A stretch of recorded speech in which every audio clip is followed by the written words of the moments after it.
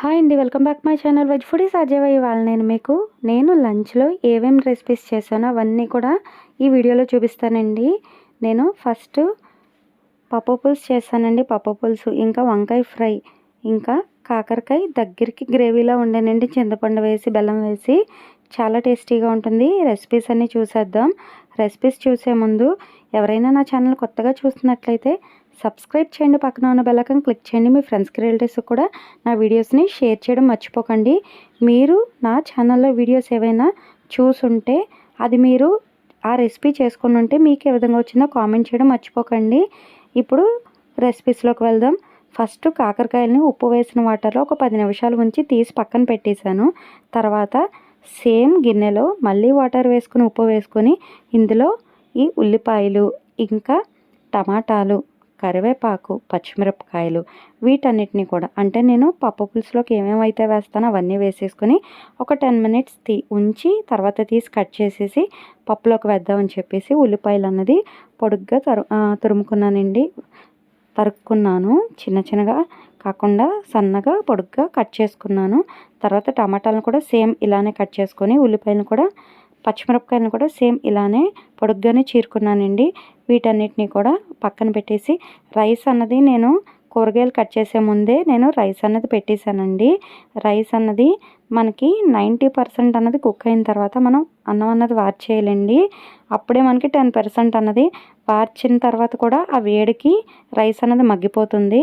మనం 100% అన్నం ఉడికిన తర్వాత వార్చామంటే కిచిడీలా అయిపోతుందండి, వాటర్ వచ్చేసి అలా ఉంటుంది. కాబట్టి అన్నం వార్చే వాళ్ళు ఎవరన్నా సరే ఒకసారి చెక్ చేసుకోండి. ఇలా టమాటాలని వీటన్నిటిని కట్ చేసేసి పప్పు కూడా నేను ఆల్రెడీ ముందే ఉడకపెట్టేశానండి. 50% ఉడికిన తర్వాత అందులో ఈ ఉల్లిపాయలు, టమాటాలు వీటన్నిటిని కూడా వేసేసుకొని 75% కుక్ అయిన తర్వాత ఇప్పుడు ఇందులో మనకి నచ్చిన వెజిటేబుల్స్ ఏమైనా యాడ్ చేసుకోవచ్చు. ఇది ఇప్పుడు 50% వరకు పప్పు అనేది కుక్ అయింది. ఇప్పుడు ఇందులో నేను ఉల్లిపాయలు, టమాటాలు, కరివేపాకు, పచ్చిమిరపకాయలు, పసుపు, కొంచెం అంటే కొంచెం ఉప్పు వేసేసుకొని మళ్ళీ మరగపెట్టాను. ఇప్పుడు ఇది 75% కుక్ అయ్యే లోపల నేను ఇందులో ములక్కాళ్ళు, ఇంకా వంకాయ ముక్కలు కూడా వేస్తున్నానండి. బాగుంటుందని చెప్పి మీ దగ్గర ఇంకా ఆనపకాయ కానీ, చిలకడ దుంప కానీ, ఇలా మీ దగ్గర ఏ వెజిటేబుల్స్ ఉన్నా కూడా యాడ్ చేసుకోవచ్చు, చాలా బాగుంటుంది. ఇప్పుడు వంకాయలు కూడా కట్ చేస్తున్నానండి. ఫ్రై కోసం అని చెప్పి అలాగే కట్ చేస్తున్నాను కదా అని ఈ వంకాయలు కూడా కొంచెం నేను పప్పులో వేసానండి. ఎన్ని కూరగాయలు ఉంటే పప్పులో అంత టేస్టీగా ఉంటుంది. పప్పు పులుసు కావచ్చు, సాంబార్ కావచ్చు, పప్పుచారు కావచ్చు, ఏదైనా సరే. కానీ చిన్న చిన్న మెథడ్స్ వల్ల టేస్ట్ అన్నది మారుతుంది అంతే. ఇందులో ఇప్పుడు ఉప్పు, కారం సరిపడా వేసేసుకొని తర్వాత పోపు కోసం అని చెప్పి వెల్లుల్లిపాయలు అన్నది ఒలిచేస్తున్నాను. వంకాయ కర్రీలో కూడా కావాలని చెప్పి వెల్లుల్లిపాయలు అన్నది ఒలుస్తున్నాను. మీరు కూడా వెల్లుల్లిపాయలు ఒలిచి కర్రీ కానీ, పప్పు కానీ వండి చూడండి. టేస్ట్ ఎలా ఉంటుందో కామెంట్ చేద్దరు కానీ చాలా టేస్టీగా ఉంటుందండి. వంకాయల కోసం అని చెప్పేసి వెల్లుల్లిపాయలు, మినప్పప్పు, శనగపప్పు, ఆవాలు, జీలకర్ర, ఎండుమిరపకాయలు తీసేసుకొని మూకిట్లో ఆయిల్ వేసుకొని, ఆయిల్ వేడైన తర్వాత ఈ పోపు దినుసులన్నీ వేసేసి ఇందులోనే కొంచెం ఇంగువ కూడా వేసేసుకొని, పసుపు, కొంచెం ఉప్పు, కొంచెం అంటే కొంచెం వేయాలి, ఎక్కువైనా అవసరం లేదు, వేసేసి వంకాయలు అన్నది వాటర్లో వేసినవి తీసేసి ఇందులో వేసేసి మూత పెట్టి ఒక 5 to 10 మినిట్స్ మగ్గనిస్తే సరిపోతుందండి. వంకాయ అనేది చాలా ఫాస్ట్గా మనకి మగ్గిపోతుంది, కుక్ అవుతుంది. కాబట్టి 10 మినిట్స్ తర్వాత తీసేసి మూత తీసి ఇంకో 10 మినిట్స్ మగ్గనిచ్చి ఉప్పు వేసేసుకొని, కారం కూడా కొంతమంది ఇదే టైంలో కారం కూడా వేసుకుంటారు. నేను ఇందులో ఇంకా కారం ఏం వేయలేదు. ఉప్పు వేసేసి ఇంకొక 5 మినిట్స్ కుక్ అవనిచ్చి దించేయడానండి. చాలా ఫాస్ట్గా అయిపోతుంది, చాలా టేస్టీగా ఉంటుంది. ఇలా పప్పు పులుసులు, పప్పుచారులు, సాంబార్లోకి ఈ వంకాయ ఫ్రై కావచ్చు, లేదంటే బెండకాయ ఫ్రై కావచ్చు, ఆలూ ఫ్రై కావచ్చు, కాంబినేషన్ సూపర్ ఉంటుంది కదండి. ఎప్పుడు బంగాళదుంపే కాకుండా ఇలా ఇవాళ వంకాయ ఫ్రై చేస్తున్నానండి.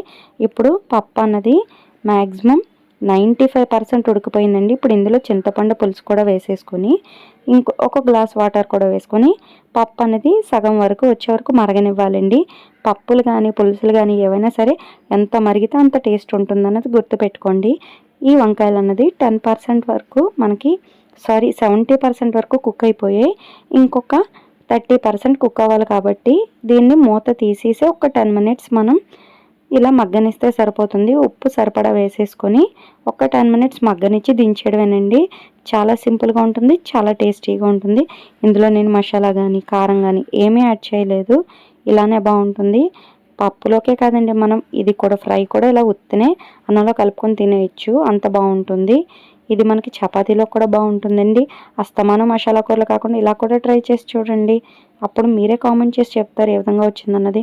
ఇప్పుడు ఈ పప్పు అన్నది మరుగుతుంది కదా, ఈ మరుగుతున్న పప్పులోకి పోపు వేద్దామని చెప్పి వెల్లుల్లిపాయలు, ఆవాలు, జీలకర్ర, ఇంగువ, ఎండుమిరపకాయలు, కరివేపాకు వీటన్నిటిని కూడా పోపు వేసేసి ఇంకొక 10 నిమిషాలు మరగనిచ్చి దించేయడం. ఎందుకంటే పోపు కారం అంతా కూడా ఈ పప్పుకు పడుతుంది, అప్పుడు టేస్ట్ బాగుంటుంది. అందుకోసం అని చెప్పి ఇంకొక కొంత టైము మరగనించి దించేద్దామండి. దించేసి ఇప్పుడు నేను కాకరకాయ లాస్ట్లో వండుతున్నాను.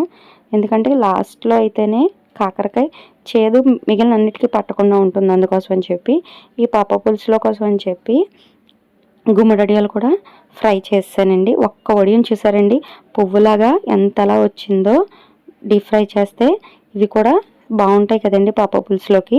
ఇవి కొన్ని సమోసాలు, ఇలా అప్పడాలు ఇవన్నీ వేయించేసుకొని పక్కన పెట్టేసి ఇప్పుడు నేను కాకరకాయ ఫ్రై కోసం అని చెప్పేసి ఫస్ట్ నూనె వేసుకొని, వేరుశనగ నూనె ఒక 2 స్పూన్లు, అందులో ఆవాలు, జీలకర్ర, ఎండుమిరపకాయలు, పచ్చిమిరపకాయలు, ఇంకా కరివేపాకు, మెంతులు కొంచెం, వీటన్నిటిని కూడా బాగా ఫ్రై అవనిచ్చేసి తర్వాత ఇందులో ఒక 2 ఉల్లిపాయలని సన్నగా పొడుగ్గా కట్ చేసుకున్న వాటిని కూడా వేసేసి, ఉల్లిపాయ సాఫ్ట్గా కుక్ అయిన తర్వాత ఇప్పుడు ఇందులోనే కట్ చేసుకున్న కాకరకాయలు కూడా వేసేసానండి.